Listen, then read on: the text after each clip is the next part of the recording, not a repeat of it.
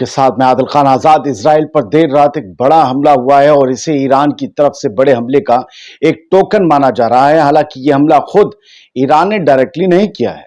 दरअसल इजरायली कब्जे वाले जो नॉर्थ इलाके हैं फलस्तीन के, उसमें गैलीली एक इलाका है, उसके ऊपर एक साथ 50 से ज्यादा रॉकेट दागे गए हैं। लेबनान के हिजबुल्लाह ने इन रॉकेट्स को दागने की जिम्मेदारी ली है। उधर हमास ने भी इस बार मिसाइलों की बरसात कर दी है, मिसाइलों की, रॉकेट्स नहीं। रात भर इजराइल में सायरन का शोर गूंजता रहा और लोग घबराए, डरे हुए जान बचाने के लिए छुपते रहे।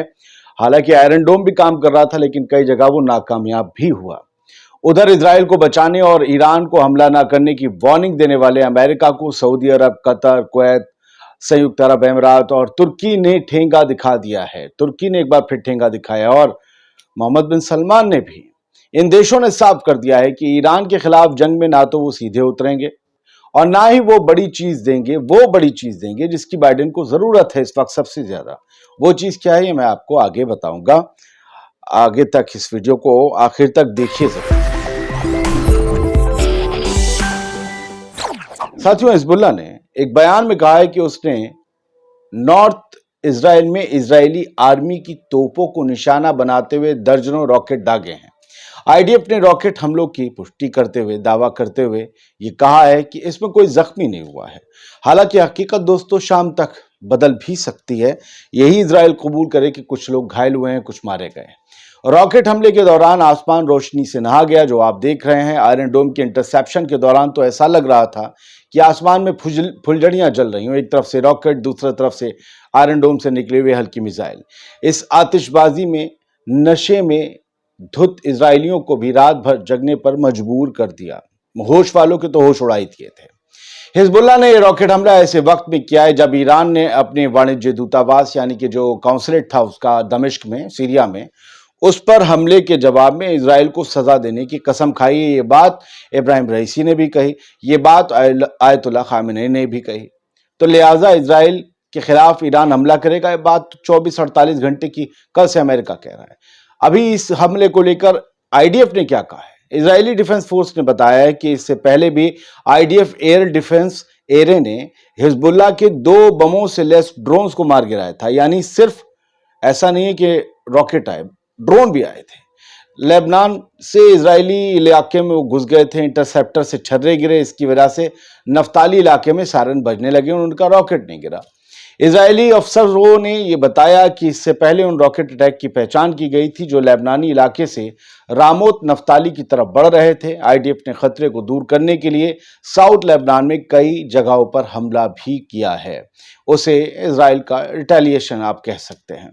अब अमेरिका ने इसमें क्या किया है? अमेरिका ने ईरान से जो हमला है हो सकता है उसके मद्देनजर अपनी सेना भेज दी है।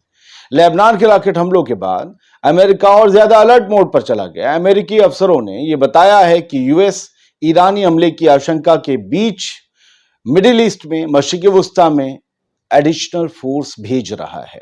अमेरिका के 2 जंगी जहाज लाल सागर की तरफ पहले ही बढ़ चुके हैं। आइजनहावर इसमें से एक है। अमेरिका इजराइल की तरफ जाने वाली हर मिसाइल को मार गिराने का दावा कर रहा है। इसके अलावा उसने जॉर्डन इराक बॉर्डर की तरफ अपने एयर डिफेंस सिस्टम भी तैनात करने के लिए भेज दिए हैं। लेकिन अमेरिका के लिए अरब देशों के साथ ही तुर्की ने एक नई परेशानी खड़ी कर दी है। सऊदी अरब, कतर, कुवैत, अमीरात, इसके साथ ही गैर खाड़ी देश तुर्की ने, बहरीन ने भी अमेरिका को चेतावनी दी है कि ईरान पर हमला करने के लिए वो अपनी जमीन पर बने अमेरिकी सैन्य अड्डों के इस्तेमाल की इजाजत नहीं देंगे। यानी किसी भी हाल में अरब देश ईरान से पंगा नहीं लेना चाहते, क्योंकि ईरान पहले ही साफ कर चुका है कि इजराइल को बचाने वाले जिस देश ने भी, यानी यूं समझ ले कि अमेरिका को कह रहा है कि इजराइल को बचाने वालों को जिस देश ने भी अपनी जमीन दी वो हमारा निवाला बनेगा। याद रखिएगा दोस्तों, अमेरिका के खाड़ी देशों में बहुत बड़े सैन्य बेस हैं, मिलिट्री बेसिस हैं। तकरीबन 40,000 अमेरिकी फौजी वहां तैनात हैं। फिलहाल ये सभी फौजी गाजा की तरह खुद को एक ओपन जेल में महसूस कर रहे होंगे, क्योंकि जरूरत पड़ने पर वो कोई भी एक्शन नहीं कर पाएंगे। अमेरिका अगर चाहेगा, उनसे कहे, उन्हें ऑर्डर दे अपने फौजियों को कि आप टेक ऑफ कीजिए वहां से, आप वहां से उड़िए हमले के लिए, इजराइल को बचाना है, तो वो नहीं कर पाएंगे। क्या ये वो दौर नहीं आ गया है कि सारे मिडिल ईस्ट से अमेरिका का जो अब भूकाल है वो खत्म हो? क्या सब इसी इंतजार में थे? मुझे समझ नहीं आ रहा। क्या अगर अमेरिका सोचेगा मैं इजराइल को नहीं बचा सकता, तो मेरे यहां मिलिट्री बेस होने का क्या फायदा? ये तो कभी भी किसी के खिलाफ भी ये कह देंगे, नहीं उड़ने देंगे। भाई हवाई क्षेत्र तो उनका है, देश तो उनका है।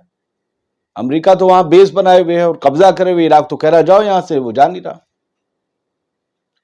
बहुत कुछ बदल रहा है, बहुत कुछ बदल रहा है सर।